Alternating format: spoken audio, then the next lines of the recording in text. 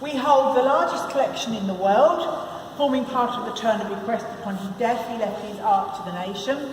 And at the 3 o'clock tour, we look at all of, well, the vast majority of Turner's work that we have on display in the floor gallery.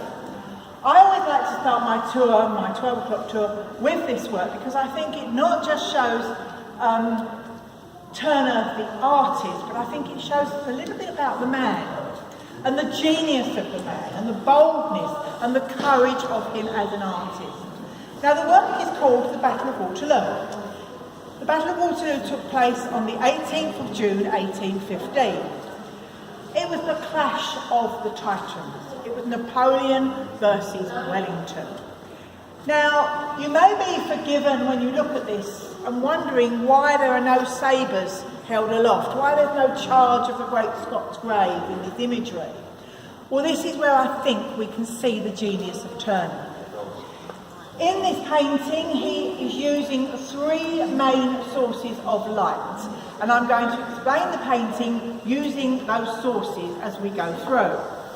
As I said, the battle took place on the 18th of June 1815, and for the 3 or 4 days before the battle, it had been torrential rain.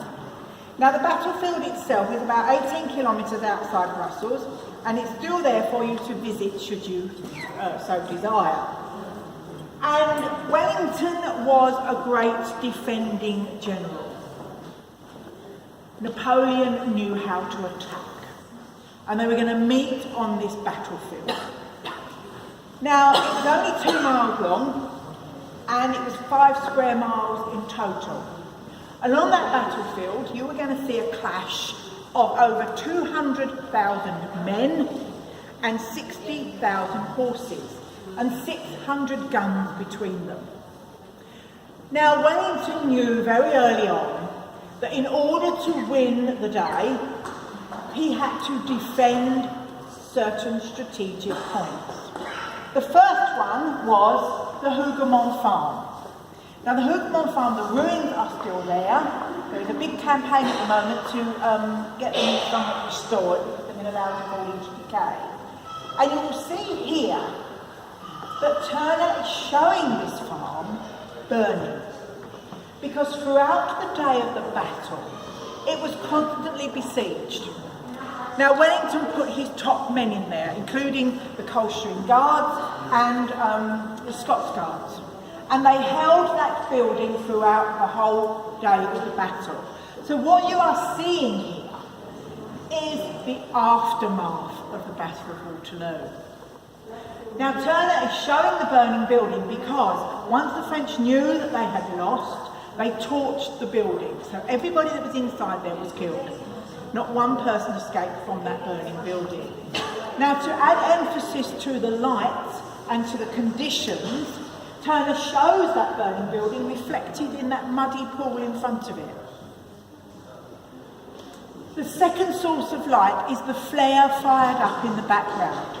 Now, that was designed to deter looters, because within hours of the end of the battle, the local villagers moved onto the battlefield and stripped the bodies of everything that could be sold. Uniforms, teeth, anything they could get their hands on to be sold, to make money from the carnage that was the Battle of Waterloo. Because by the time that it's depicted here, we had some 40,000 men lying dead or dying on that battlefield. But this was the 19th century, so if you were wounded, you lay there till you died anyway, along with some 20,000 horses. And these horses' bodies lay there for days. So you can imagine the aftermath of the field of Waterloo. Pretty horrific.